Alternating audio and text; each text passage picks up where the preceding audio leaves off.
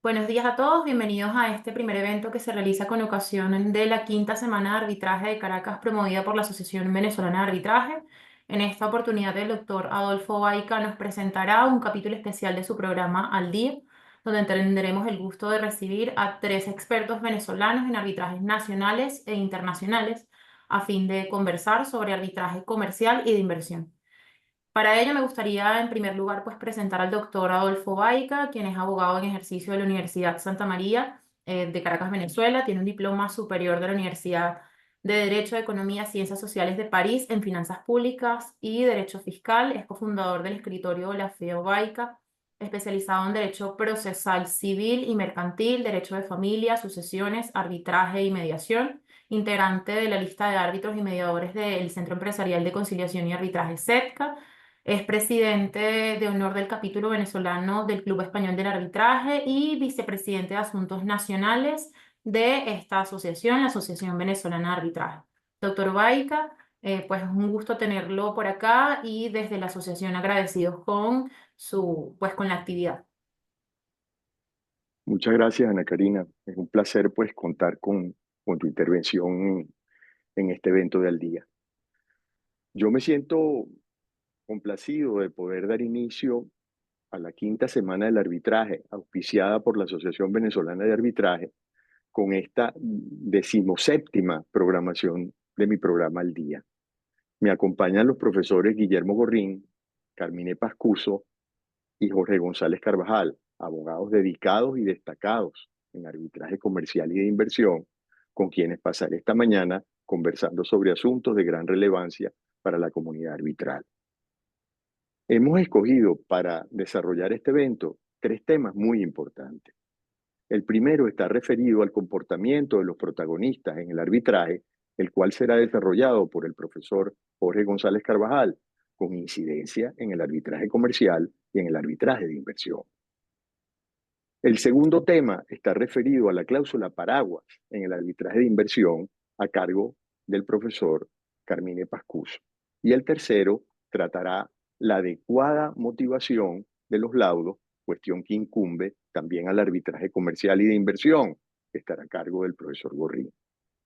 Estimo que conversar sobre estos tres temas es un aporte muy importante para la comunidad arbitral nacional e internacional en esta quinta semana de arbitraje que viene organizando la ABA ininterrumpidamente desde hace ya 5 años, donde también se desarrollará el 10º Congreso de Arbitraje Nacional e Internacional el próximo jueves 31 de octubre.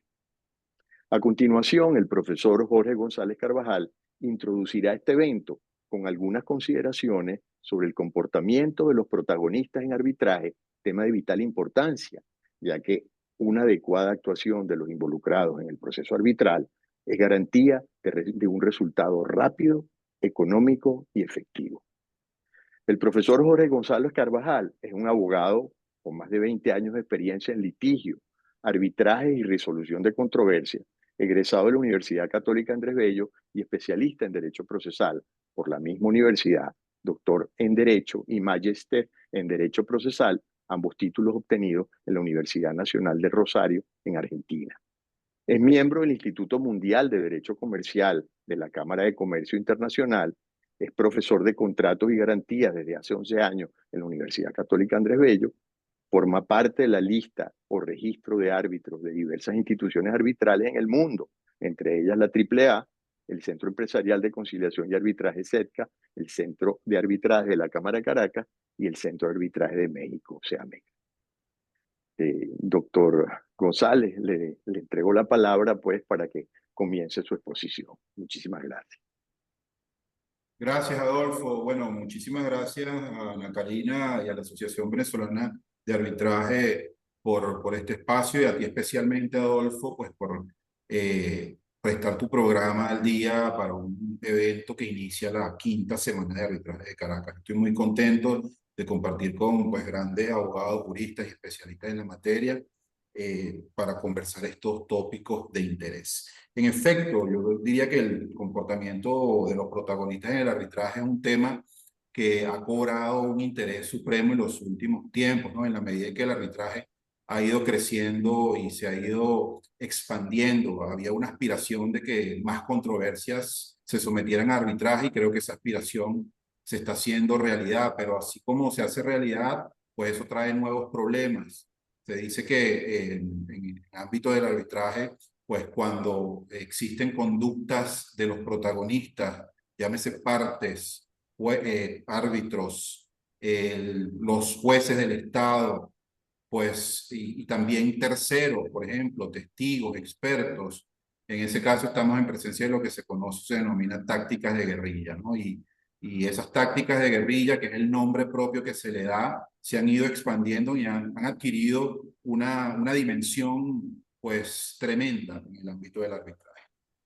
Entonces, para iniciar, hay que tener una idea de que el arbitraje, pues, siguiendo o parafraseando o a un árbitro y jurista estadounidense, Richard Musk, nos dice que tanto las instituciones arbitrales, los árbitros, los expertos, las partes, pues pelean o luchan por sumas de dinero considerables. Y donde hay una lucha por el dinero, va a haber siempre una posibilidad de inconductas o conductas incorrectas. Y esto ocurre en el arbitraje, ¿no?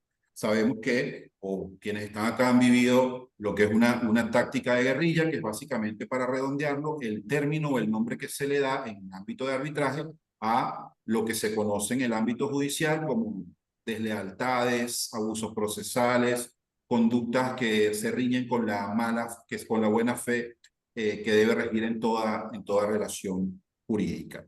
Y bueno, en el arbitraje no pasa una cosa diferente. ¿Cómo podemos nosotros abordar desde un punto de vista general con este tema de las conductas incorrectas? Primero, definir qué es incorrecto, qué es ilícito, lo que es difícil en un proceso, en este caso un proceso de carácter privado, pero sigue siendo un proceso, ¿no? Es una contienda entre dos personas que se someten frente a un tercero, donde hay intereses en juego, ¿no? Y cada una dice que tiene derecho a algo. Entonces, uno quiere ganar y el otro no quiere perder, naturalmente. Pero, ¿qué ocurre entonces? ¿Cómo regulamos nosotros estas conductas existiendo una pluralidad de actores, una pluralidad de sujetos, una pluralidad incluso de regímenes jurídicos posiblemente aplicables? Bueno, en primer lugar, creo que metodológicamente lo que se ha ido haciendo es recoger en los reglamentos códigos de ética o normas de conducta que sean vinculantes para las partes. Recordemos que estamos hablando de un proceso privado y tratándose de un proceso privado, la fuente es el acuerdo de arbitraje. Y esta fuente genera a su vez otras fuentes subsidiarias que son los llamados nudos contractuales o nudos de contrato. La serie de relaciones que se generan entre los intervinientes los van a obligar. Entonces, este es un primer acercamiento de los reglamentos o las leyes de arbitrales que establezcan este tipo de, digamos, comportamientos adecuados. Luego, ¿qué ocurre si no existe acuerdo entre las partes, ni reglamento, ni una solución en la ley? Bueno, ahí viene un problema o una situación de integración normativa. Esa integración normativa puede darse utilizando lo que han elaborado los institutos que se encargan de estudiar estos temas sobre la conducta de las partes en el arbitraje, que son básicamente instrumentos de soft law o de derecho blando.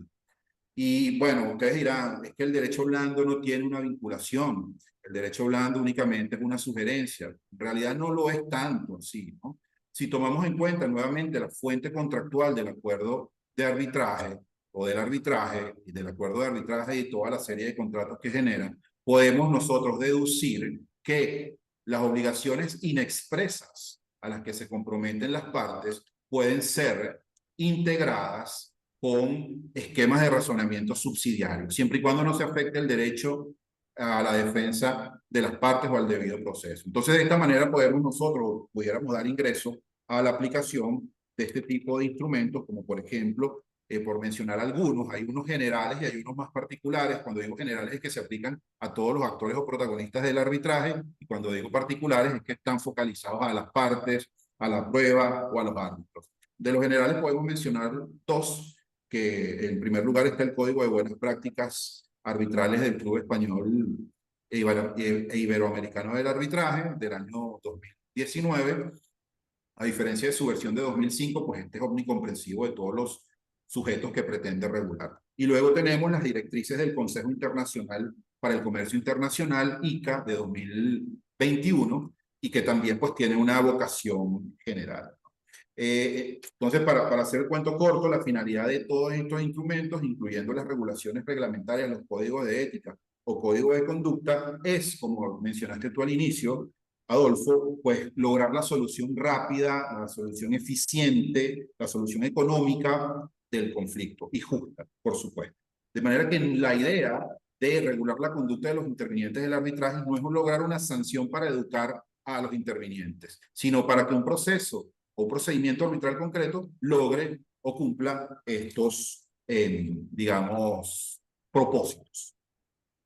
Y finalmente, la posibilidad de aplicar estos códigos en caso de incumplimiento, pues es la aplicación de las sanciones. Evidentemente, si tenemos un conjunto de principios donde se promete que todo es bonito, pero no hay ninguna consecuencia, pues difícilmente las partes, los árbitros, las instituciones arbitrales o los testigos se van a ver movidos a cumplirlos. Entonces, la pregunta para cerrar, ¿quién es el llamado a verificar el cumplimiento de estos principios o estas reglas? Pues hay una tendencia últimamente de que una tendencia a la autorregulación en materia arbitral de todo este tipo de conductas. Autorregulación significa que el mismo sistema arbitral, los actores del arbitraje o el foro o la barra arbitral, como se suele decir, pues debemos ser los protagonistas mismos de la aplicación de estas normas. Evidentemente que para un proceso concreto, el principal protagonista va a ser el tribunal arbitral o la institución arbitral, y si por el contrario son los árbitros quienes están cometiendo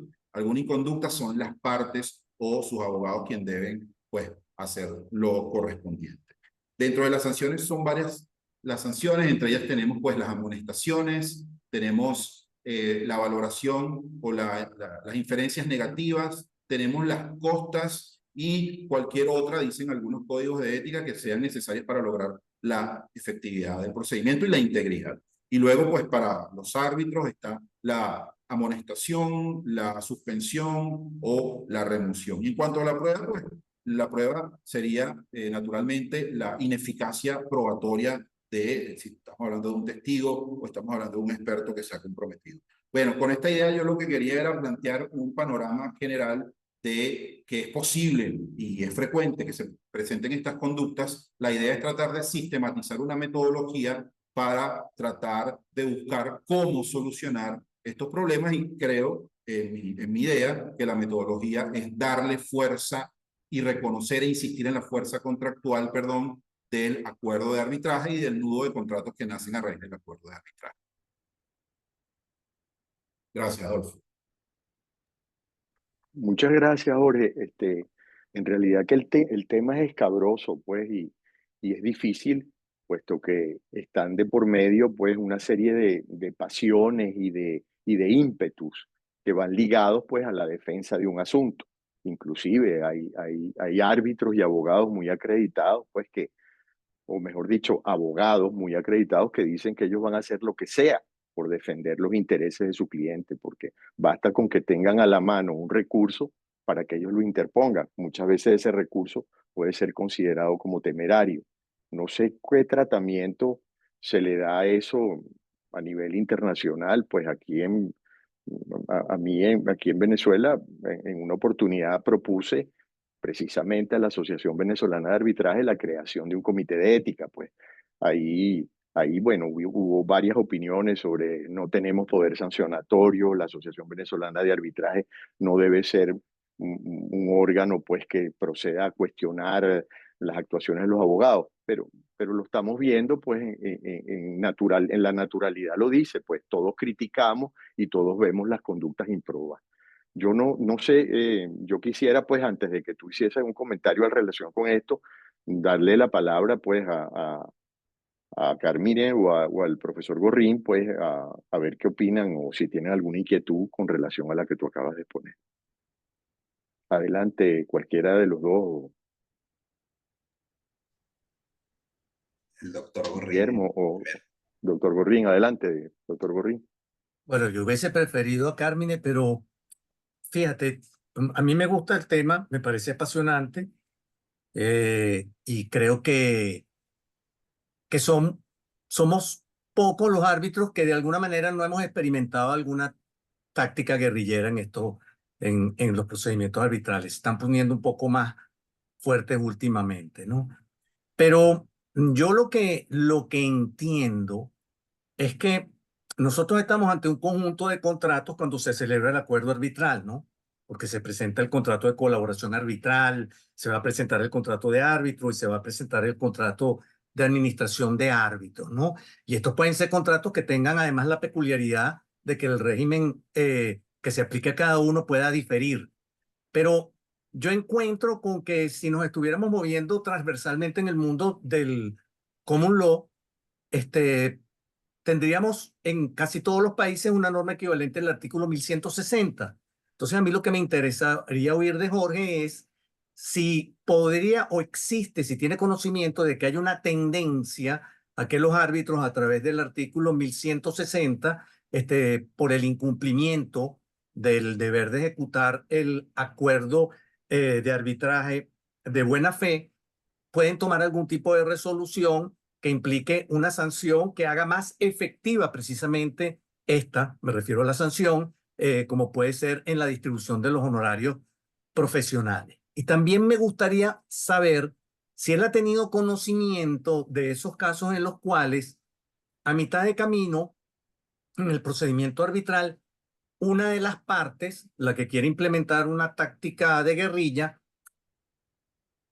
incorpora a un profesional del derecho que tiene una causal por la cual él podría recusar a uno de los miembros del tribunal arbitral, y si tiene conocimiento de que se haya aplicado algo similar a lo que se aplica en Venezuela. Digo similar porque estoy claro que no es la ley aplicable en arbitraje, en el artículo 83 del CPC, que es que en esos casos, cuando hay constancia que el abogado ha incurrido en una causal en el pasado de recusación o de inhibición, o ha habido un supuesto de inhibición, no se le permite la entrada del proceso.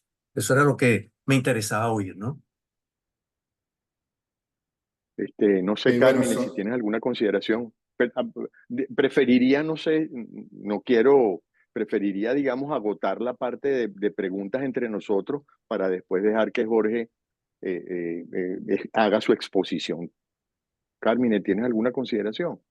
Sí, yo solo quería preguntarle a Jorge hasta dónde llegan los poderes del tribunal, porque pareciera que hay una tendencia o se ve mucho en la práctica que a veces la táctica de guerrilla no es desarrollada por las propias partes, sino por personas vinculadas con las partes. Entonces, ¿hasta qué punto podría el tribunal arbitral ejercer algún tipo de remedio contra, por ejemplo, un financista que está exacerbando la disputa, o con una parte que está relacionada, pero no es propiamente, no está dentro del procedimiento de arbitraje? Esa sería mi pregunta para Jorge. Adelante, Jorge. Gracias. Entonces serían, básicamente, voy a comenzar con tu comentario, Adolfo, sobre lo que ocurre con los remedios o las acciones que se intentan para sabotear un arbitraje. Yo diría que el caso particular de Venezuela, pues no se ha tomado tan en serio el efecto jurídico, el efecto procesal del acuerdo de arbitraje.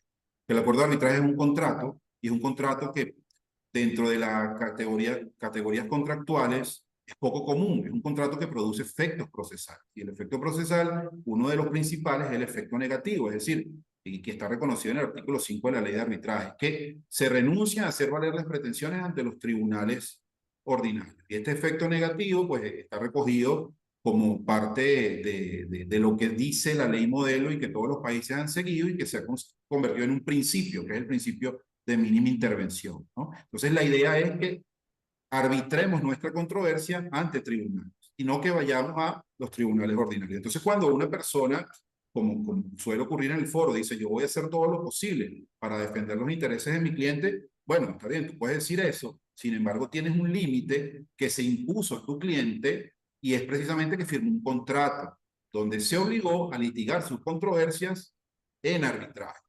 Entonces, habrá que ver cuál es el alcance de este principio de mínima intervención. Yo creo que en Venezuela la redacción del artículo 5 es incluso superior a la de otros ordenamientos jurídicos, porque dice, de la ley de arbitraje, porque dice que el efecto del acuerdo es exclusivo y excluyente, prácticamente que absoluto, ¿no? Entonces, tratar de construir una excepción frente al carácter exclusivo y excluyente, siguiendo su significado natural, es difícil. Entonces, esa sería mi respuesta a la orientación. Claro, hay casos excepcionales. Yo recuerdo un caso, no tengo el dato concreto, pero un árbitro en el interior que dictó una medida cautelar y fue a ejecutarla, fue a embargar las cosas del demandado. Entonces, bueno, aquí estamos hablando de un caso excepcional donde un árbitro no tiene posibilidad de ejecutar su propia decisión, ¿no? Porque no tiene imperium y ahí pues hay una violación tremenda del propio sistema arbitral. Pero en todo caso, si no estoy de acuerdo con lo que decidió el árbitro, no estoy de acuerdo con cómo lo está sustanciando, no estoy de acuerdo con el recurso de nulidad, entonces, es decir, ya eso es otra cosa, porque no estaríamos saliendo del sistema al cual nosotros nos sometimos contractualmente y estaríamos, pues, diría yo, que no solo desconociendo el artículo 5, sino también desconociendo el artículo 258 constitucional que le da el derecho a la otra parte a resolver su controversia exclusivamente mediante arbitraje,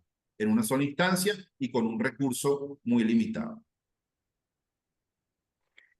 Bueno, con relación a la segunda pregunta del profesor Gorrín sobre la aplicación del artículo 1160 y lo que yo he podido ver, bueno, fíjese, profesor, que tenemos un caso interesante, no en Venezuela, sino en Francia, que es el caso precisamente de el profesor Thomas Clay y Emmanuel Galard. Fue decidido en diciembre de 2023, concretamente. Para hacer el cuento corto, pues se trata de un caso donde el árbitro tenía una relación que un tribunal, la Corte de Apelaciones de París, consideró estrecha y cercana y consideró que había pues una falta de independencia por parte del tribunal arbitral frente a una situación no revelada. ¿Cómo consideró que no había o que no se hizo la revelación? Pues tomó en cuenta las notas para la sustanciación de los procedimientos ante la ICC, porque fue un arbitraje ICC, y tomando en cuenta estas notas, que no tienen un carácter vinculante propiamente dicho, pues llegó a la conclusión de que se habían violado estos principios de independencia, imparcialidad y del deber de revelación. ¿Qué quiero decir con esto? Que bueno, que como todos los ordenamientos jurídicos existen normas inexpresas y el artículo 1160 del Código Civil pues nos permite o le permitiría al árbitro acudir a alguna norma de soft law que recoge las prácticas, pues ya yo diría que aceptadas a nivel mundial y que se convierten en lo que la doctrina internacional llama, como en vez de lex mercatoria, lex proceduralia. Es decir, ley de procedimiento de soft law que son aceptadas de manera casi que universal. Por supuesto que yo diría que habría que tener o tendríamos que tener un poco de cuidado en la aplicación, por ejemplo, de sanciones que no han sido consentidas por las partes, pero sin lugar a duda, los estándares de comportamiento para nosotros guiarnos cuando no existe una referencia expresa serían ese tipo de normas, los cuales tendrían entrada por vía del artículo 1160 en el caso venezolano, si no hay una disposición expresa del reglamento. Y en cuanto a la tercera pregunta del profesor Gorrín sobre los conflictos de interés causados por la incorporación sucesiva de un abogado que pues tiene alguna relación con el árbitro, precisamente utilizado como táctica de guerrilla, bueno, esto no había sido regulado expresamente por los reglamentos, sin embargo, por ejemplo, el reglamento de la CCI en su versión de 2021, en su artículo 17.2, establece que el árbitro tiene la posibilidad de, pues, aceptar o no la incorporación de un nuevo representante de parte, tomando en cuenta, pues, estas circunstancias. Es decir, si no hay un conflicto de interés, lo puedo aceptar. Si lo hay, pues, no lo acepto y está regulado, pues, en el reglamento. También tenemos el reglamento del Centro de Arbitraje de la Cámara Suiza, que lo establece en su artículo 16 6.4. Y en cuanto a los casos que se han pronunciado a este respecto, pues hubo un caso de la República de Eslovenia, un caso CIADI, específicamente es el caso 0524 del 6 de mayo de 2008, donde el tribunal arbitral decidió excluir un representante de la parte demandada, incorporado durante una etapa posterior al inicio, es decir, la etapa de instrucción, para participar en la audiencia de mérito, porque pertenecían tanto el abogado como el presidente del tribunal arbitral a la misma cámara de barristers. Entonces, en ese caso, pues la solución fue excluir al abogado porque, digamos que, como había mencionado con anterioridad, la idea es lograr la integridad del procedimiento arbitral más que sancionar a los abogados. Entonces, si tú utilizas esta táctica, yo creo que y eso también está previsto en la directriz número 6 de las directrices de la IVA sobre representación de partes en el arbitraje, ¿no? De 2013. Esas directrices de la IVA sobre representación de partes de arbitraje también son muy importantes como normas de soft law. Yo he omitido varias reglamentaciones de soft law, pero hay muchas de las cuales los actores del arbitraje podemos servir para lograr esas finalidades y propósitos, ¿no? Entonces, y con relación a la pregunta del profesor Carmine, ¿qué ocurre con las personas vinculadas? Si no me equivoco, no sé si entendí bien la pregunta, profesor. Las preguntas vinculadas por las partes. A ver si Sí, la el third puede... party fouling, por ejemplo. Las personas que se vinculan a las partes, fíjese, hay una tendencia en el arbitraje a considerar que incluso aquellos terceros completamente ajenos al arbitraje que no tengan ninguna relación en principio, están obligados, y esto, bueno, lo puede confirmar el profesor Gorrin, que es experto en contratos, están obligados a respetar el contrato. Evidentemente que no tienen obligaciones contractuales, pero yo, como tercero ajeno a un contrato, debo respetar ese contrato. Hay una norma, si no me equivoco, en el Código Civil francés, que establece expresamente, pues, que los terceros deben respetar la situación jurídica contractual. Entonces, claro, la situación de los fondeadores es bastante complicada porque los fondeadores se supone que son terceros y no tienen nada que ver. Pero cuando se incorporan, pues ellos deberían procurar el no dañar al arbitraje mediante sus omisiones o sus actuaciones, pues tienen plena conciencia y son actores del mundo del arbitraje. Adicionalmente, bueno, existen protocolos como las regulaciones del Código de Conducta del CEA y del Comité del ICA, donde se establece expresamente pues la relación que tienen los terceros con un arbitraje y cómo deben comportarse frente a un arbitraje. Pero bueno, lo cierto es que en la medida que un tercero con su actitud interrumpa o frustre de alguna manera un arbitraje, pues su conducta va a ser un ilícito. En este caso puede ser extracontractual y estar sujeto a la responsabilidad que aplique, creo yo. Muchas Gracias. gracias, Jorge. La verdad es que muy interesante. Como señalé, pues acabamos de ver la importancia de este tema y las consecuencias positivas o negativas que puede acarrear el procedimiento arbitral. Yo quería hacer un apunte adicional, y es que yo creo que todas las normas, bueno, existiendo pues el recurso de nulidad contra los laudos, pues indiscutiblemente ese es un derecho que tiene cada parte y hay una sanción, pues la sanción son las costas que podría tener ese recurso en la jurisdicción ordinaria. Y también, por ejemplo, cuando hablamos de los amparos que se interponen en los propios procedimientos, la ley orgánica de amparo venezolana, pues, y creo que en Latinoamérica se está utilizando también mucho ese procedimiento para interrumpir los arbitrajes. Establece unas sanciones, establece la sanción de temeridad, que rara vez se impone, los jueces rara vez la imponen, pero eso también persuade, pues, si tú quieres interponer un recurso, tú lo interpones, pero tienes que saber que va a tener una consecuencia. Bueno, ahora quisiera, pues, eh, darle la palabra al profesor Carmine Pascuso, quien actualmente se encuentra involucrado a través de una firma internacional en varios arbitrajes de inversión, para que nos ilustre sobre un tema actualmente muy controvertido como es el uso de las cláusulas paraguas para someter a tribunales internacionales de inversión asuntos que podrían escapar de esa jurisdicción por estar amparados por contratos comerciales que, según algunos expertos y de acuerdo a decisiones de tribunales arbitrales, no podrían estar cubiertos por tratados de inversión. Este es un tema que es muy controvertido y yo quisiera pues darle la palabra al profesor Pascuso, quien promete pues darnos una excelente charla en este sentido. Adelante, Carmen.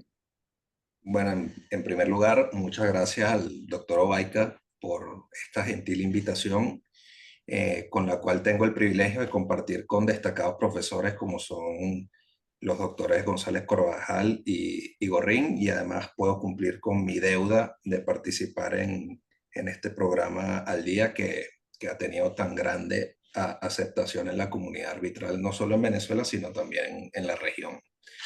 En segundo lugar, me gustaría hacer un pequeño disclaimer, en virtud del cual el contenido de esta presentación y las opiniones que voy a expresar son propias, por lo que no vinculan ni reflejan una postura en particular y tampoco vinculan o implican una posición de la firma Clark Hill y sus clientes pasados, actuales o futuros.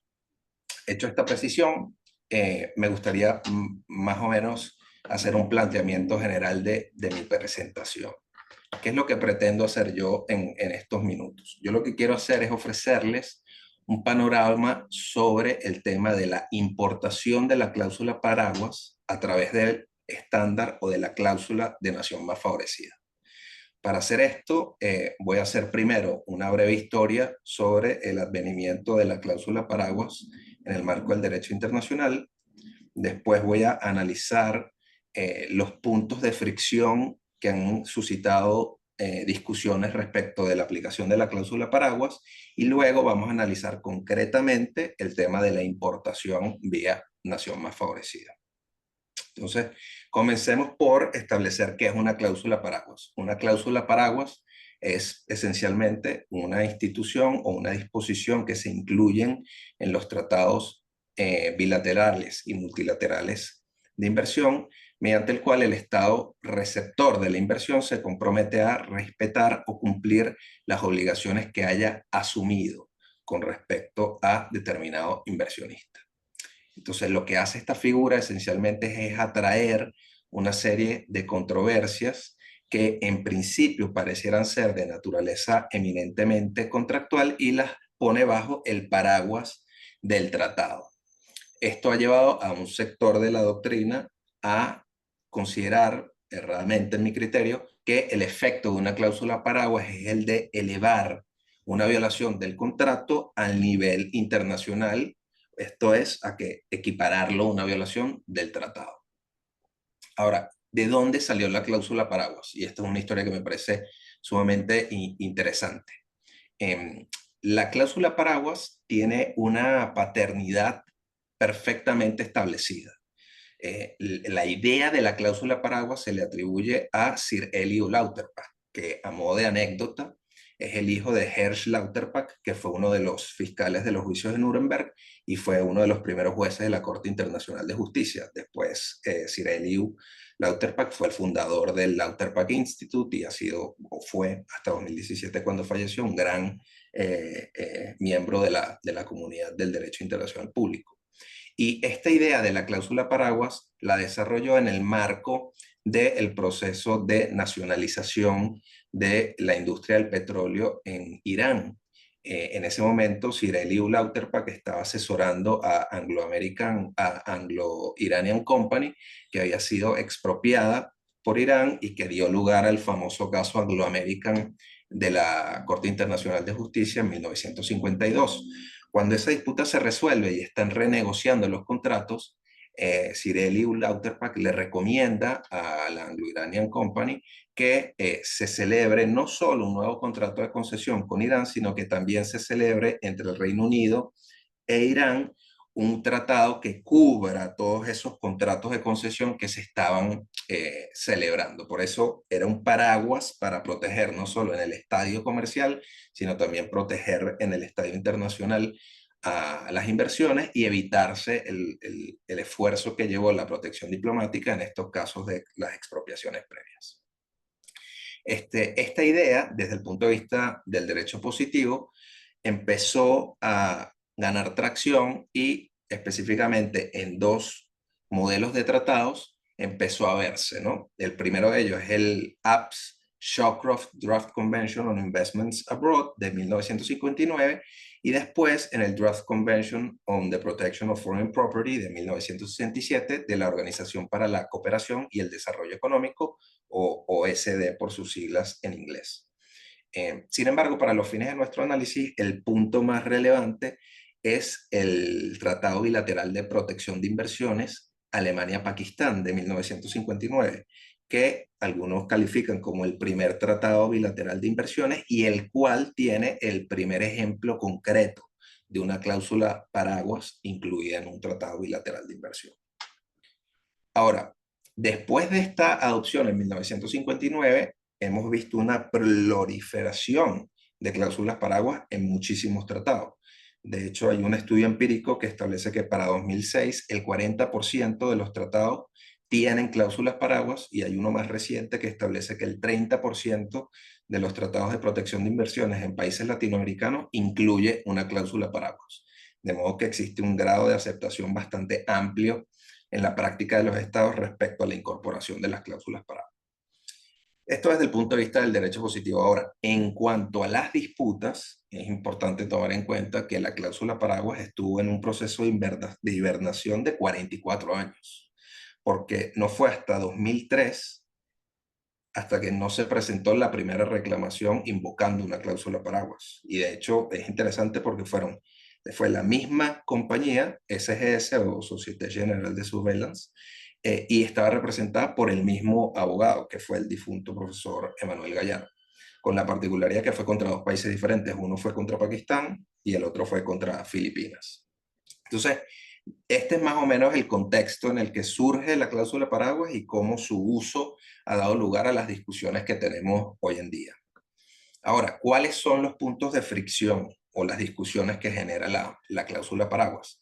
Son muchos y no tenemos el tiempo para ir analizándolos a cada uno. Lo que sí les puedo decir es que muchas de estas discusiones son exacerbadas por la falta de una stare decisis y la fragmentación que está experimentando el arbitraje de inversiones. Esto quiere decir que siempre vamos a encontrar laudos que sostienen una posición y la otra, y vamos a tener que navegar estas posiciones para establecer concretamente cuál es el valor que tienen los precedentes que estemos analizando. Dentro de los temas que me parece que son relevantes, les quiero compartir tres. El primer punto que se cuestiona o se discute es si la cláusula de nación más favorecida es realmente un estándar o es simplemente una enunciación de principios o un deber genérico. Esto fue analizado específicamente en el caso SGS contra Pakistán, que fue uno de los primeros que analizó el tema. El segundo punto es sobre si la cláusula paraguas cubre únicamente violaciones contractuales o se extiende también a obligaciones contraídas por el Estado receptor en ejercicio de sus potestades soberanas. Es decir, si estamos hablando de incumplimientos meramente contractuales o es un incumplimiento calificado. Esto fue discutido en Supervisión contra Costa Rica, Joint Mining contra Egipto y CMS contra Argentina.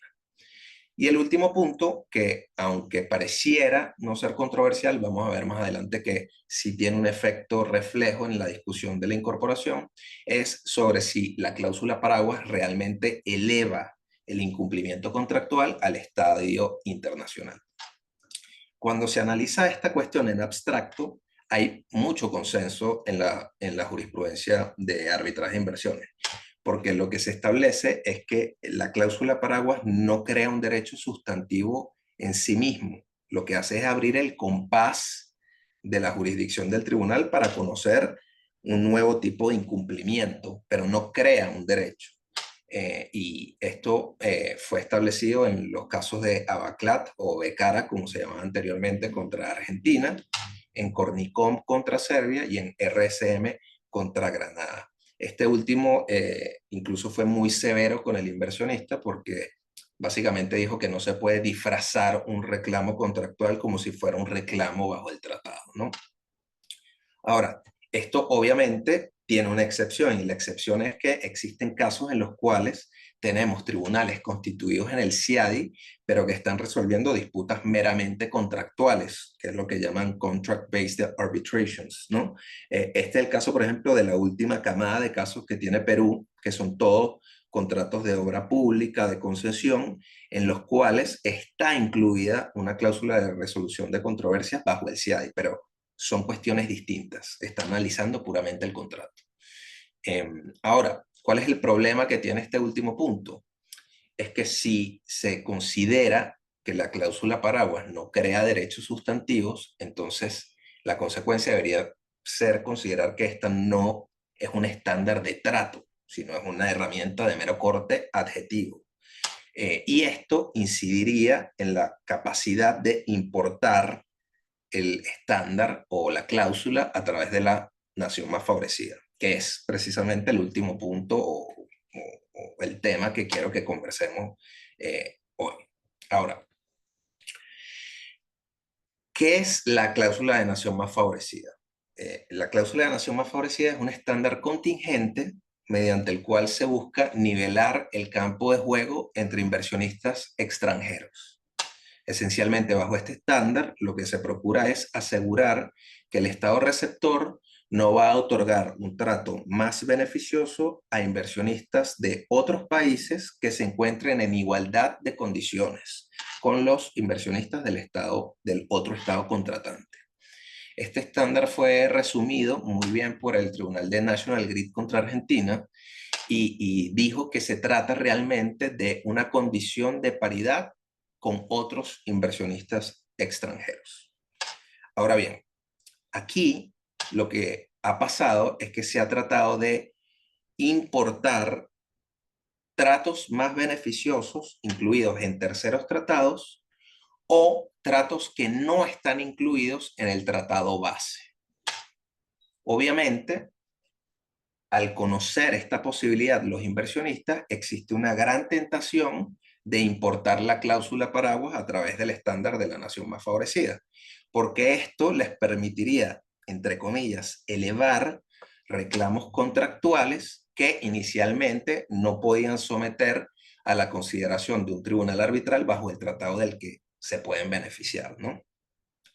Ahora, estableciendo este marco teórico, y como suele pasar en el arbitraje de inversiones, hay un grupo de laudos que sostienen una posición y hay otro grupo de laudos que sostiene la otra. Y en este caso específico, hay un grupo de laudos que establece que sí se puede importar la cláusula paraguas y hay otros que no.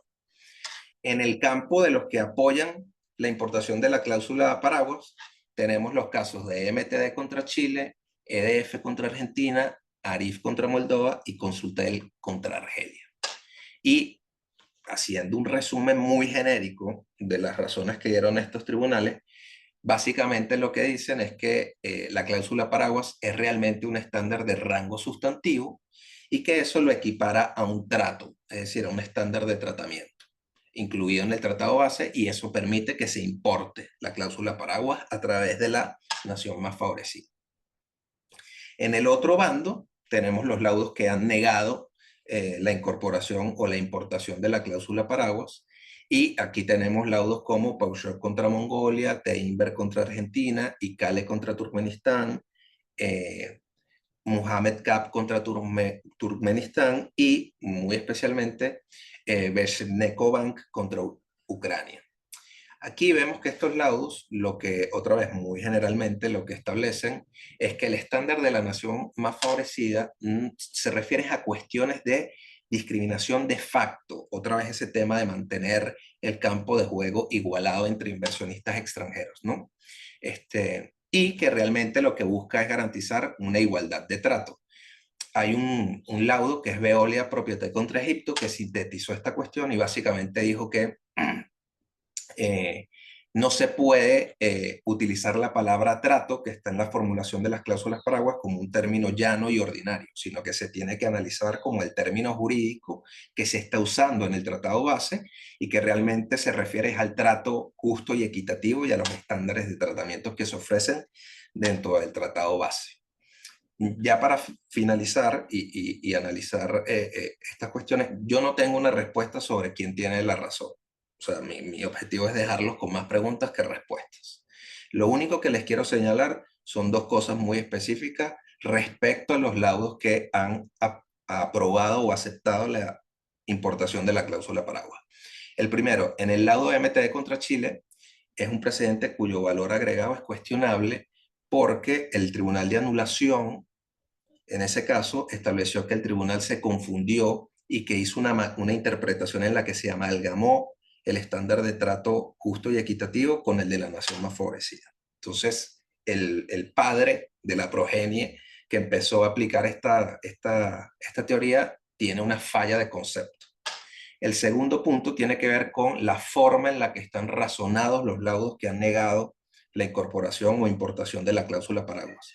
Han sido laudos que han sido muy rigurosos en la aplicación del derecho internacional público y que han aplicado una regla generalmente aceptada como es la jus de in generis y doctrina o jurisprudencia de la Corte Internacional de Justicia, muy específicamente el caso Ambathielios, que es Grecia contra el Reino Unido.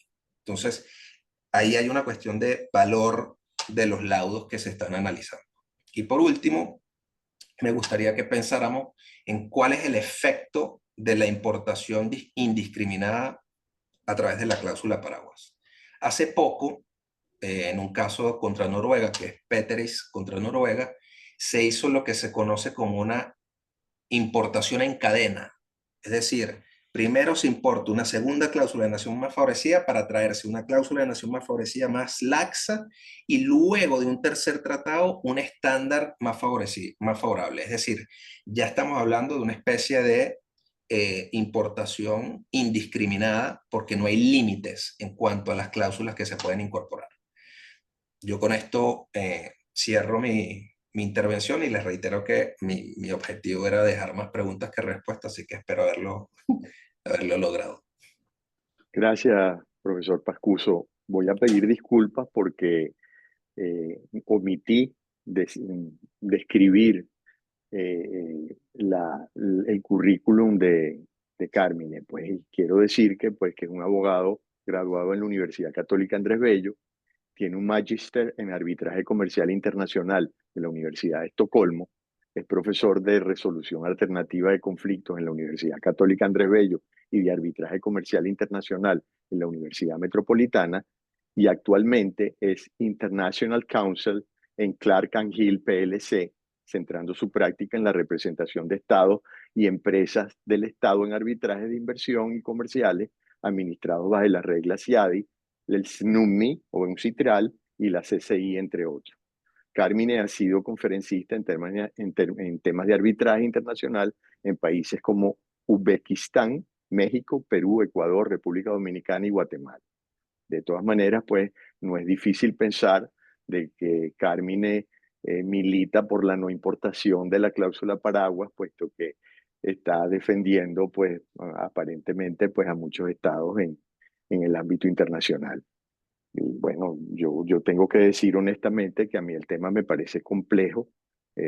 Como civilista, pues podría ver que podría pensarse en una clara injusticia en tratar de extrapolar cláusulas de unos contratos a otros, aunque debo admitir que el concepto de nación más favorecida es un concepto muy interesante y tal vez equitativo, pues, porque trataría a todos los inversionistas de una manera par y paso frente del Estado contra los inversionistas. Lo de la cláusula paraguas, pues, yo creo que tal vez el profesor Gorrín en una de sus preguntas nos hará un aporte interesante. Así que voy a abrir, pues,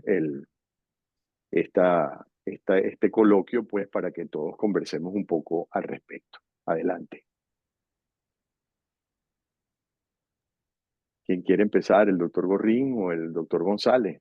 Bueno, yo le quería hacer una pregunta, profesor Carmen, sobre el alcance que tienen desde un punto de vista procedimental la aplicación de las cláusulas paraguas sea bajo el esquema de la protección de la nación más favorecida o la importación de una cláusula paraguas o incluso solamente la aplicación de una cláusula paraguas cuando el contrato que se está firmando como violado o incumplido tiene a su vez una cláusula de elección de foros o una cláusula arbitral. ¿Esto en qué sentido?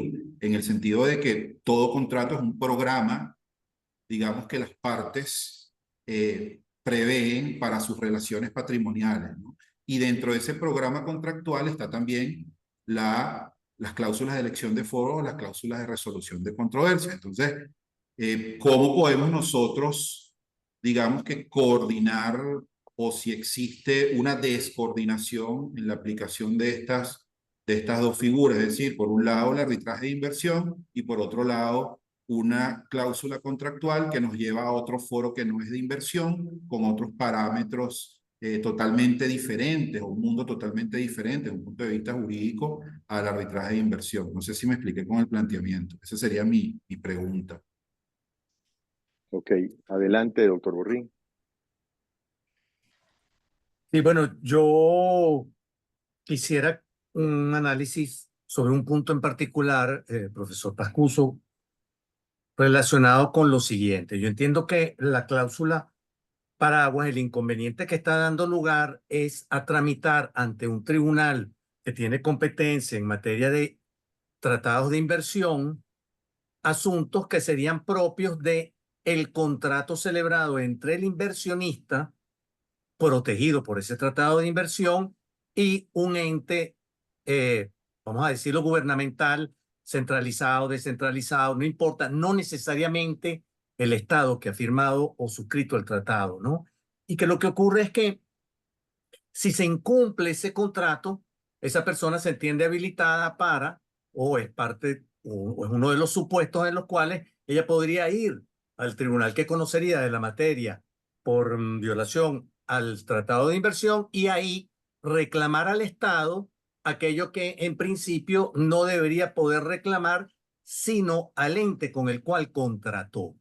Ahora, esto a mí me lleva a hacerme dos preguntas. Uno, ¿cuál sería el caso o cómo se podría acreditar o cómo se ha planteado y se ha resuelto en el que se pudiera llevar el incumplimiento de las obligaciones derivadas del contrato a identificarlos o poder subsumirlos con los deberes derivados del tratado? Caso en el cual entonces se podría decir que hubiese una violación al tratado directamente, ¿no? Y esa es una. Y la otra, que es la que también me preocupa, es, bueno, pero el hecho de que esté este problema de identidad entre la obligación incumplida en el contrato y el deber del tratado, no significa que quien incumple la obligación contractual es la misma persona que firmó el tratado, porque el tratado lo firmó el Estado y esto lo ha firmado un ente centralizado, descentralizado, en definitiva, una persona distinta e independiente. En ese caso, ¿cómo se logra, cómo se justifica, cuál es el sustento para atribuir al Estado la responsabilidad o los efectos de ese incumplimiento y que deba cumplir con entonces los deberes del tratado en cuestión? Adelante, profesor Pascuso. Perfecto. Bueno, voy a comenzar con la pregunta del profesor González Carvajal, que entiendo que tiene que ver con el efecto que tienen las cláusulas de solución de controversias que se encuentran en el contrato. ¿Correcto? Perfecto. Correcto, sí. Sí, bueno, esta es una pregunta muy interesante porque de hecho en la primera generación de casos que resolvieron estos temas de las cláusulas paraguas, que son los siameses de SGS contra Pakistán y SGS contra Filipinas. En el caso de SGS contra Filipinas, el tribunal remitió la disputa al tribunal que estaba previsto en el contrato, que era un procedimiento de arbitraje comercial internacional. Y también pasó algo parecido en Bureau Veritas contra Paraguay, es decir, el Tribunal de Inversiones analiza si la causa y el reclamo que se está haciendo, si es meramente contractual, entonces a quien le corresponde resolverlo es realmente al tribunal y al medio de solución de controversias que fue elegido por las partes en el propio contrato que se está invocando, ¿no? Sin embargo, han habido otros casos, como siempre con el tema del arbitraje de inversiones, y vemos que hubo ciertos casos como Bosch contra Ucrania, Toto contra Líbano, donde se dio a entender que en realidad cuando se invoca la cláusula paraguas, el tribunal aplicando derecho internacional público puede interpretar el contrato y condenar. Entonces, de nuevo, este es el estado de la jurisprudencia. Ahora, ¿qué creo yo? Yo creo que sí, es un reclamo eminentemente contractual y las partes consintieron a someter las disputas a arbitraje, lo correcto es que ese arbitraje comercial se respete, porque de lo contrario estaríamos ante una excepción, a mi modo de ver, inadmisible del principio competence, porque a quien le corresponde pronunciarse sobre su propia competencia es ese tribunal comercial internacional que está previsto en el contrato, no a un tribunal de inversiones constituido bajo el tratado. Entonces es una discusión conceptual interesante, pero de nuevo los laudos dan para cualquier posición, que es un tema con el que hay que lidiar en el arbitraje de inversiones. Luego con la pregunta del profesor Gorrín, que entiendo que son dos, ¿no? Pero que más o menos tienen que ver con el mismo tema, que es de la relatividad contractual o privity bajo, como lo llaman en el common law, ¿no? Que es cómo se pretende imputar un incumplimiento de una persona jurídica distinta al Estado a través de la cláusula paraguas, ¿no? Y este es un punto que es relativamente no controversial en la jurisprudencia de inversiones, profesor Gorrín. La mayoría de los laudos establecen que no se puede imputar al Estado los incumplimientos de una entidad o emanación que tiene su personalidad jurídica propia. Es decir, se requiere para que el reclamo de la cláusula paraguas prospere, tiene que existir una identidad entre la parte del contrato y el Estado, ¿no? Y aquí hay muchos casos, Gravilovich contra Croacia, Devas contra India, Oxusgol contra Uzbekistán, Hamester contra Ghana, etc. O sea, en este punto no existe controversia. Ahora, lo que pasa en los casos es que se trata de establecer que realmente esa emanación o esa empresa con personalidad jurídica propia y distinta es lo mismo que el Estado. Y aquí no te encuentras con la aplicación de los artículos de las Naciones Unidas sobre la responsabilidad de los estados, la aplicación del velo corporativo, etcétera, etcétera. Pero en realidad, en puridad de términos, no debería aplicarse la cláusula paraguas porque el reclamo, el compromiso no fue hecho por el Estado. Y la redacción de la cláusula paraguas es cuando es el propio Estado. Vamos a poner un ejemplo en Venezuela, cuando es la República quien se compromete o firma el contrato. Entonces, si se quiere saltar eso, hay que hacer todo un ejercicio para superar la personalidad jurídica que tiene esa entidad, emanación, instituto del Estado. Gracias. Una aclaratoria, Carmine, por favor. ¿Cuál es el aspecto de la cláusula paraguas? ¿Hay una definición específica o las cláusulas paraguas pueden interpretarse o pueden deducirse del texto del tratado? La cláusula paraguas es un texto que se incluye en cada tratado bilateral de inversión. ¿Pero se Y define como tal? sí, o sea, no, es básicamente una promesa que hace el Estado de respetar sus compromisos adquiridos y las obligaciones adquiridas con respecto a las inversiones de los nacionales del otro Estado contratante. Ok, O sea, es gracias. una Bueno, mira, fórmula textual que se incluye en los tratados. bueno, creo que nos hemos extendido bastante y no quisiera, pero sí le quiero hacer la advertencia al profesor Gorrín de que tenemos que acelerar, ¿no? Bueno, ahora le voy a dar la palabra al profesor Gorrín, quien es abogado de 1985 de la Universidad Católica Andrés Bello, es individuo de número de la Academia de Ciencias Políticas y Sociales de la República Bolivariana de Venezuela e individuo de número de la Asociación Venezolana de Derecho Privado. Magíster en Derecho, Empresa y Justicia de la Universidad de Valencia en España. Ha realizado actividades docentes por más de 30 años en la Universidad Católica Andrés Bello, en las cátedras de Derecho Civil 4, Contratos y Garantías. Pertenece al elenco de árbitros de la Cámara de Comercio Internacional, del Centro Empresarial de Conciliación y Arbitraje y del Centro de Arbitraje de la Cámara de Caracas. Expresidente del Comité de Arbitraje de la Cámara Venezolano-Americana, BENACHAM, durante el periodo de 2008, 2018, 2020 y ha participado como ponente en eventos nacionales e internacionales y autor de distintas publicaciones.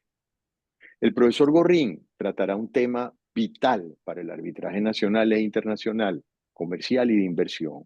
Se trata de la adecuada motivación de los laudos, para lo cual nos dará una breve explicación sobre el por qué se eligió este título, la adecuada motivación del laudo.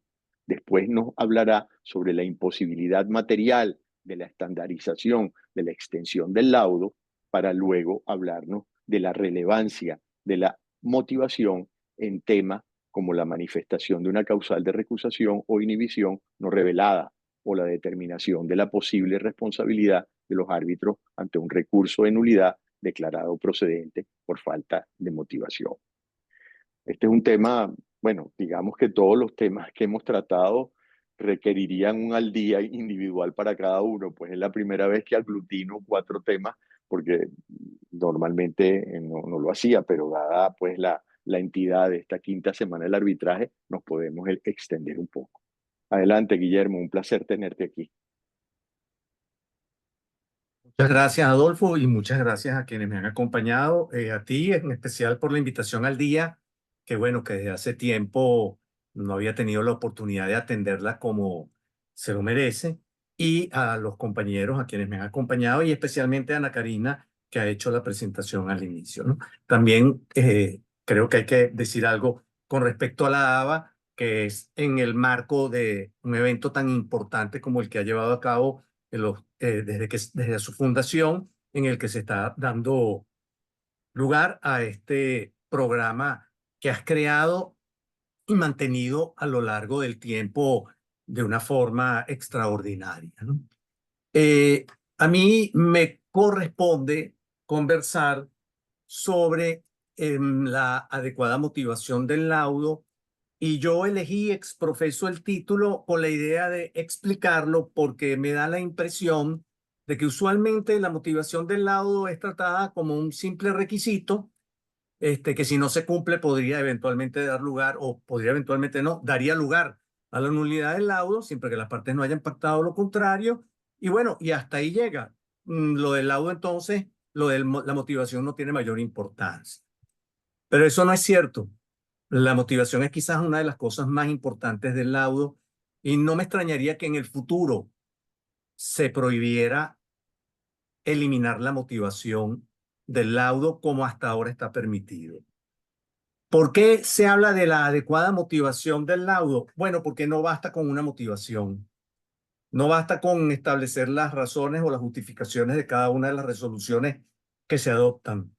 Esa justificación o esa explicación tiene que estar razonada de una manera muy particular, especialmente porque nosotros solemos establecer una cadena donde cada eslabón forma parte de esa cadena lógico-dialéctica, y en cada uno de los eslabones que conforman esa cadena lógico-dialéctica tiene que haber una justificación y una explicación razonada y coherente. De hecho, tanto especialmente afuera, pero en materia arbitral se ha considerado que hay falta de motivación cuando no es posible seguir el razonamiento sobre el punto resuelto. De manera que eso es un primer aspecto importante a tener en cuenta para una adecuada motivación del laudo, sobre todo cuando se plantean tantas defensas o tantas pretensiones, y sobre cada una de ellas hay que emitir una resolución expresa y precisa.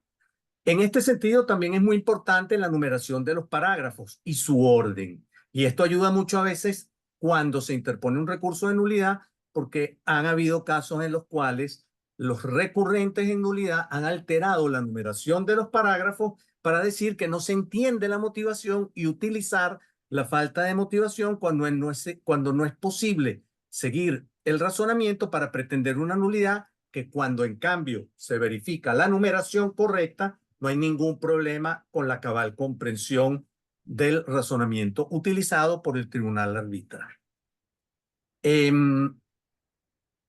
Razonar adecuadamente un laudo implica la exposición de los hechos, implica explicar por qué se eligen las normas que se van a aplicar, hacer la interpretación de la forma más clara posible, pero atendiendo a las reglas que sobre interpretación sea coherente aplicar, porque podría ser el caso que tratándose de una norma haya que aplicar la disposición del artículo 4 del Código Civil, mientras que en caso de tratarse de la interpretación de un contrato habría que aplicar el artículo 12 del Código de Procedimiento Civil, por ser estas las disposiciones que rigen en la materia. El tema del 12 del CPC podría dar lugar a alguna duda por el hecho de estar ubicado en un código de procedimiento que no necesariamente sería lex arbitri en el caso de los arbitrajes domésticos venezolanos. Sin embargo, esa es una disposición sobre cuya naturaleza hay una serie de discusiones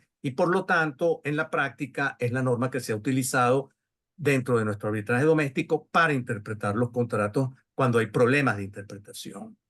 También es importante que en la motivación se pueda observar detenidamente la evaluación que se han hecho de las pruebas de cada una de ellas y además de la adminiculación de todas ellas entre sí.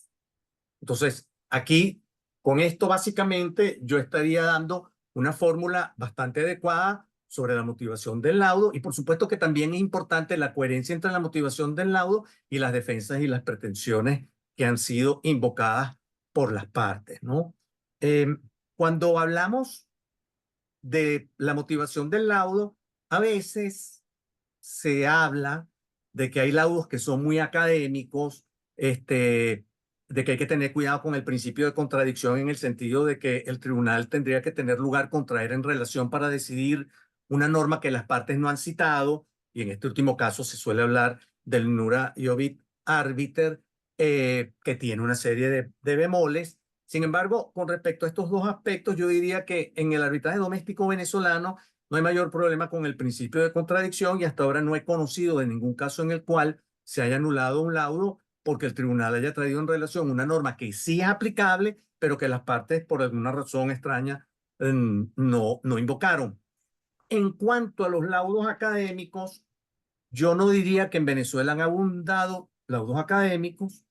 El único en el que yo he participado es quizás el laudo más breve que he dictado, creo que tenía 50 páginas, era un contrato de obras bien complicado y los dos árbitros que me acompañaban, cuando yo les planteé verbalmente la solución o la forma como yo pensaba, como presidente del tribunal arbitral que era en ese momento, que debía ser resuelto, ellos estaban llenos de dudas. Entonces yo les dije, vamos a hacer una cosa, denme unos 15 días, yo les presento un borrador sobre este aspecto en particular y tomamos una decisión. Por supuesto, para presentar ese breve borrador, hice uso de lo que llaman el laudo académico, en el sentido de que si dos árbitros de ese nivel que me acompañaban, incluso uno de ellos es doctor en una de las universidades más famosas del mundo en nuestro sistema del civil law, yo dije, bueno, mira, tengo que con mayor razón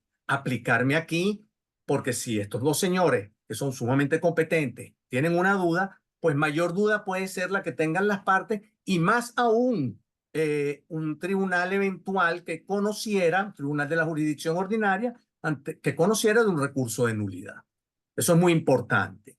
Como también es muy importante tener presente, y esto es un punto que no se puede dejar de lado, que se ha estado señalando que necesariamente el laudo tiene que estar dirigido en su redacción hacia las partes. Bueno, esto no es totalmente cierto. Yo diría que esa sería una afirmación bastante alejada de la realidad porque el árbitro también tiene que tomar en cuenta los distintos lugares donde el laudo puede ser controlado. Y el laudo puede ser controlado en la sede por vía del recurso de nulidad, pero también puede ser controlado en el sitio donde se pretende su ejecución.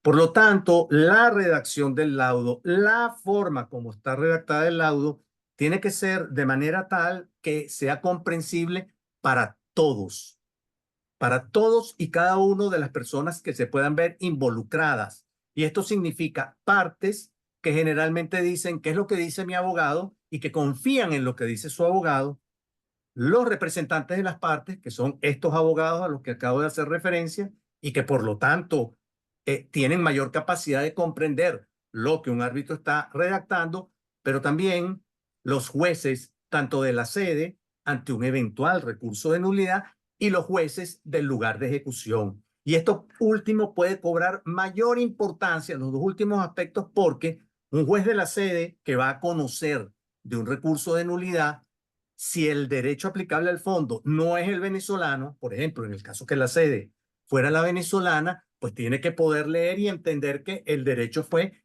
enteramente aplicado, ese derecho extranjero. No es que él va a conocer del fondo, sino que él va a poder ver que ese es el derecho aplicado.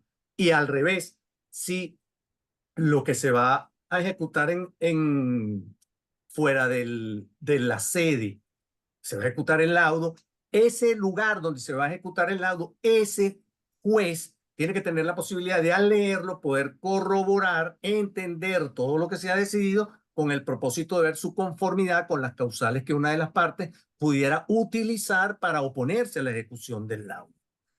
Si a esto le agregamos que el acuerdo arbitral tiene un régimen jurídico que se le aplica, que generalmente las partes no eligen cuál es, que generalmente se dice que es el del lugar de la sede, pues toda explicación que se dé en este sentido también sería interesante, porque permitiría ver que se han cumplido con todas las causales correspondientes, o bien para acordar la nulidad, o bien para acordar o negarse la ejecución. Para finalizar, quiero señalar que no es posible pretender estandarizar la motivación y decir que los laudos van a tener una extensión determinada. Hay laudos que pueden ser más cortos y laudos que pueden ser más largos. He oído a personas cuestionar cuán amplio es un laudo, pero los he visto firmar laudos que son 2 o 3 veces el tamaño del que han cuestionado. En esos casos no sé si lo que está ocurriendo es que como abogado de parte se actúa de una manera y como árbitro se actúa de otra, pero cuando se firma un laudo de 600 páginas sin ninguna observación y se critica un laudo de 150 diciendo que es larguísimo, uno tendría que preguntarse, siendo la misma persona la que ha hecho esa observación, qué es lo que está ocurriendo aquí. Y yo creo que en realidad se podría decir que debemos tener mucho cuidado con esto porque podemos estar creando unas matrices de opinión equivocadas que podrían estar pensando que está ocurriendo lo que no está ocurriendo, como supuestamente algunos han pretendido ver o decir que podría ocurrir con una motivación contradictoria, que si se arma perfectamente esa cadena y todos esos eslabones lógico-dialectos están conformados adecuadamente, sería un riesgo que realmente no estaría presente. Con esto creo que he dado lo que yo considero que sería lo más importante de la manera adecuada de hacer la motivación de un laudo. Y bueno, muchas gracias a ustedes por su atención.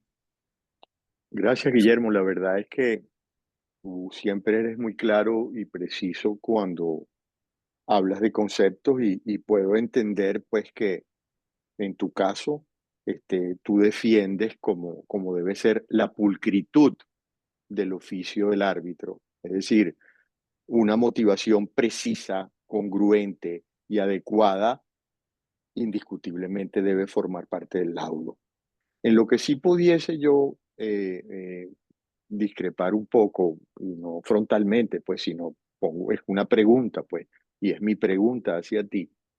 Cuando hablas de la eliminación de la motivación por vía consensual, este, y creo que ya lo hemos hablado, creo que si las partes deciden, como lo establece la ley, no, que no quieren una motivación por miles de razones. Creo que cuando hablamos en privado antes de este evento, creo que Jorge dio unas razones y yo di otra. Este, yo sí creo pues que así como que el laudo debe ser motivado, pulcro, congruente, donde tú puedas establecer exactamente por qué se decidió y no hay ninguna laguna que te deje en el limbo. Por qué no podría ser, mira, yo quiero que estos árbitros, dos amigos o dos partes, no queremos, pues, que nos digan por qué, cuál fue el error, quién fue más torpe, quién incumplió, sino que nos digan, que nos resuelvan. Claro, están los árbitros de equidad, los arbitrajes de equidad, pero no voy a ir hasta allá, sino, aunque tú bien lo sabes, que los arbitrajes de equidad también tienen que ser motivados. Entonces, le voy a dar la palabra pues a Carmine y al profesor González pues para que eh, expresen sus inquietudes y después lamentablemente tendremos que concluir con este super evento con el cual estoy súper contento. Sí, a ver, tendría un par de preguntas para el profesor Gorrín. Pero la primera sería sobre la motivación, particularmente en arbitrajes domésticos, teniendo en vista los recursos que existen contra el laudo. Debe considerarse un requisito de orden público, es decir, ser tratado como ha tratado la jurisprudencia nacional a la motivación, o cree el profesor que existe una especie de subsistema arbitral de motivación que difiere de la motivación judicial y todo lo que se ha construido en nuestra tradición jurídica sobre la motivación. Esa sería la primera pregunta. Y la segunda pregunta, observación, comentario, es que muchas veces en la motivación de los laudos se utilizan conceptos jurídicos indeterminados, como la buena fe o el orden público. Muchas veces estos conceptos no son desarrollados por las partes y termina el tribunal arbitral desarrollándolos en cierto modo de oficio. ¿Hasta qué punto puede el árbitro hacer eso? ¿O cuál sería la limitación, si es que existe alguna limitación del árbitro para esta actividad? No sé si me expliqué con el planteamiento. Sí, claro. Carmine.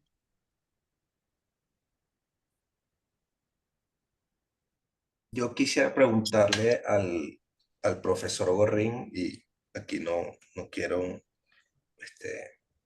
alborotar un avispero, pero ¿cuál es su posición respecto a los llamados laudos académicos? ¿Y cuál es el valor agregado que pueden tener o no esta clase de laudos?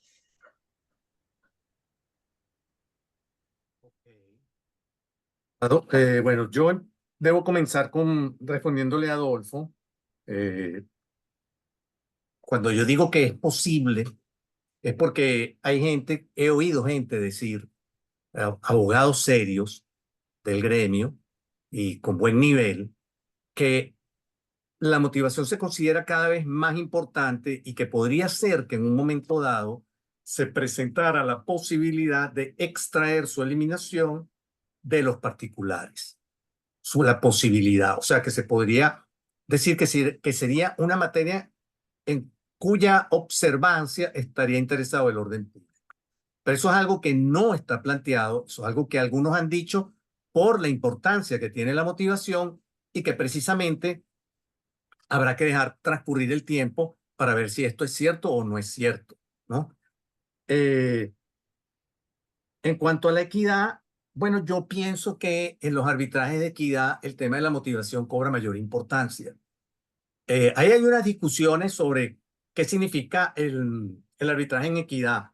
A mí me llama la atención que no esté claro que una cosa es que el arbitraje en equidad representa la decisión según la equidad y no necesariamente con base a la aplicación de una norma jurídica, y otra cosa es el procedimiento arbitral.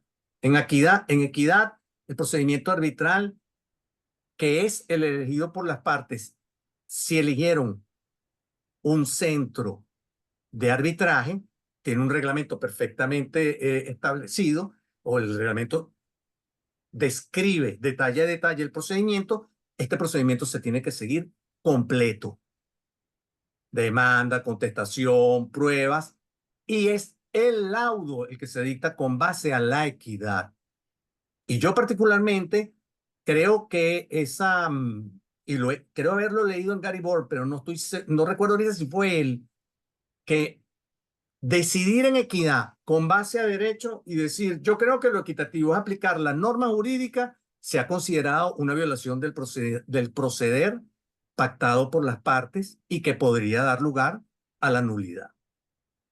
Porque las partes no quieren, cuando piden equidad, que me apliques el derecho para solucionar el conflicto. Quiero que me apliques la equidad, que me hagas la norma para el caso concreto y decir, no, la norma para el caso concreto, por equidad considero yo que es la norma jurídica, el artículo 1160 o el 1170, va por otro camino.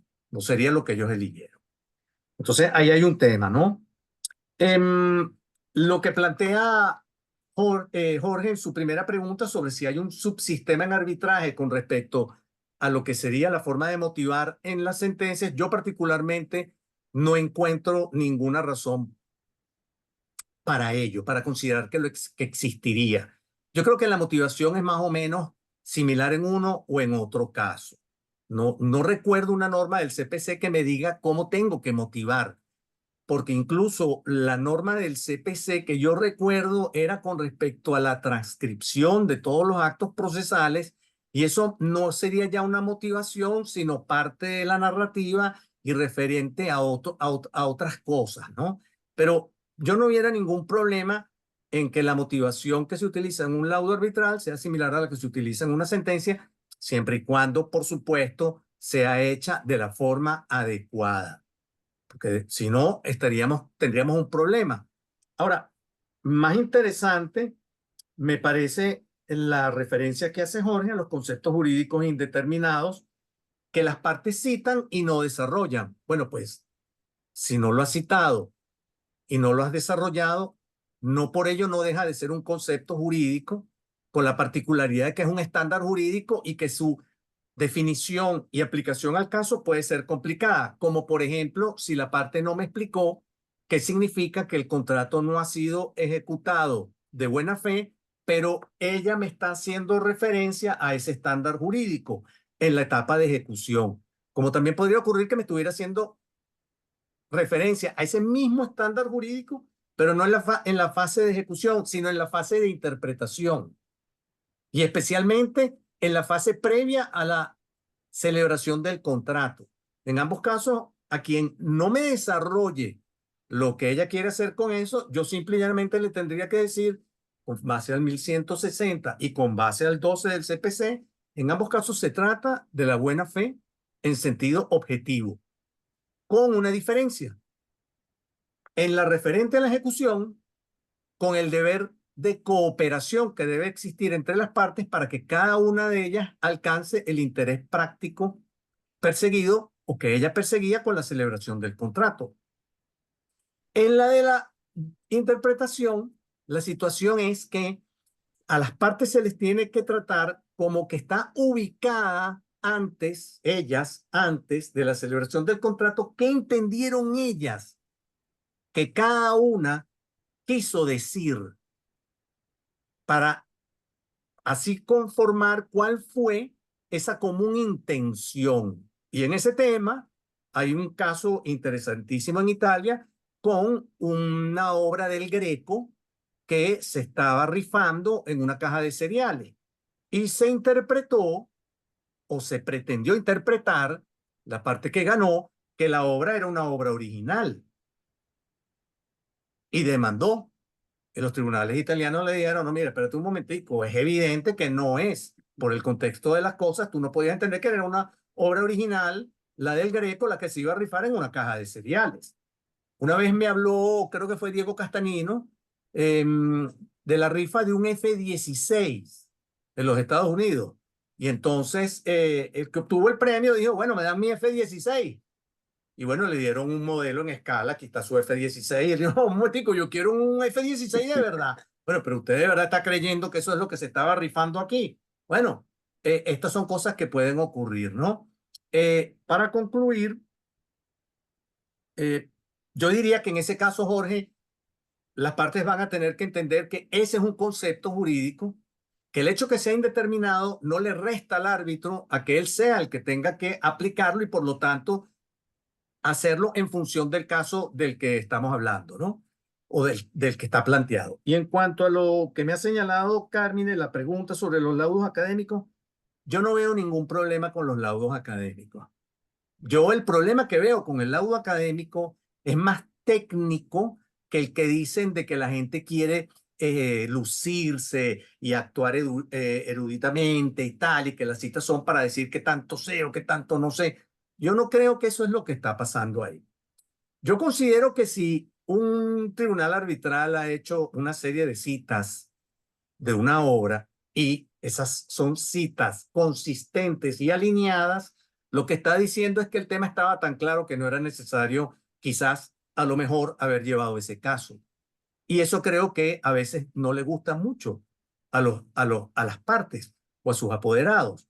Entonces yo no veo ese problema, salvo que me dijeran, y ese es el punto, que traer un argumento o traer un autor o traer una norma que las partes no hayan citado o mencionado expresamente durante la sustanciación violaría su derecho a la contradicción, como podría ocurrir en el caso que estuviéramos ante un arbitraje doméstico en Francia, porque en Francia el artículo 16 establece que en estos casos que estoy mencionando, especialmente se refiere al caso de la norma que trae el tribunal, y esa norma aplica en arbitraje, este tiene que darle la oportunidad a las partes de que opinen sobre esa disposición que se está trayendo en relación, y eso se ha trasladado al arbitraje diciendo que si los árbitros utilizan un autor, pues entonces tienen que darle a las partes la posibilidad de que ese autor que ellas no citaron emitan su opinión al respecto. Entonces, pero en un caso de los arbitrajes domésticos como el venezolano,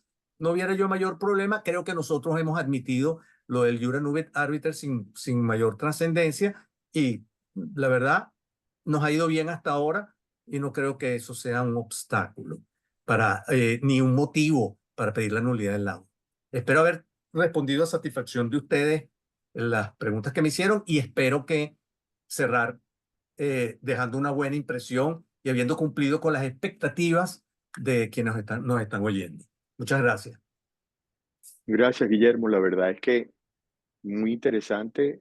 Yo lo único que podría acotar es que, por ejemplo, en el reglamento del SETCA hablan de una motivación sucinta, pero yo creo que ese sucinto a lo que se refiere es a una buena síntesis, pues no a una cantidad de argumentos que en realidad muchas veces son vacíos, sino que deberían apuntar. Bueno, queridos amigos, pues Adolfo, colegas, me siento muy complacido. Dime, perdón, Guillermo. mira, ahí yo estoy de acuerdo y a lo mejor es muy oportuna tu intervención en ese sentido. Se debe tratar, yo no debería interpretarse lo que yo estoy diciendo como que lo mejor es haz los laudos lo más largo posible. No, hay laudos que ameritan una motivación corta y sencilla y hay laudos que no. Pero si lo que se está trabajando ahorita, por ejemplo, sobre las pruebas es cierto, y a ti te promueven en un arbitraje 30, 40, 50 pruebas y las tienes que valorar todas, tienes que dejar constancia que la valoraste, las tienes que adminicular todas entre ellas, yo veo un poco complicado que pueda ser sucinto en ese caso la motivación, ¿no? Imagínate, yo tuve un caso donde nada más a nivel de testigos expertos habían 16 testigos, de los cuales 4 eran testigos expertos. Pues obviamente había que analizarlos todos, porque el otro problema que se puede presentar es que no los analices y te digan que al no analizarlos hay un silencio de prueba, te lo utilicen Claro. como motivo para anularlo y te lo anulen. Pero es cierto, debería ser sucinto, pero bueno, tienes ese problema. En mi caso particular, más de 100 páginas me han llevado de más de 20 laudos que tengo 3 o 4. Sí, bueno, es que siempre hay excepciones, eso es obvio. Eso que acabas de Exacto. decir con los testigos, no hay manera de obviarlo, ¿no? Pero de todas maneras, muchas veces ser sucinto es mucho más difícil que extenderse, ¿no? Porque tienes que concentrarte para hacer una síntesis precisa. Bueno, Perfecto. bueno, si quieren podemos hacer otro al día, pero ya vamos a tener que terminar. No sé si Ana Karina quiere cerrar el evento, pues, y yo creo que ya yo no tengo mucho más que decir, solo darle las gracias y hasta la próxima.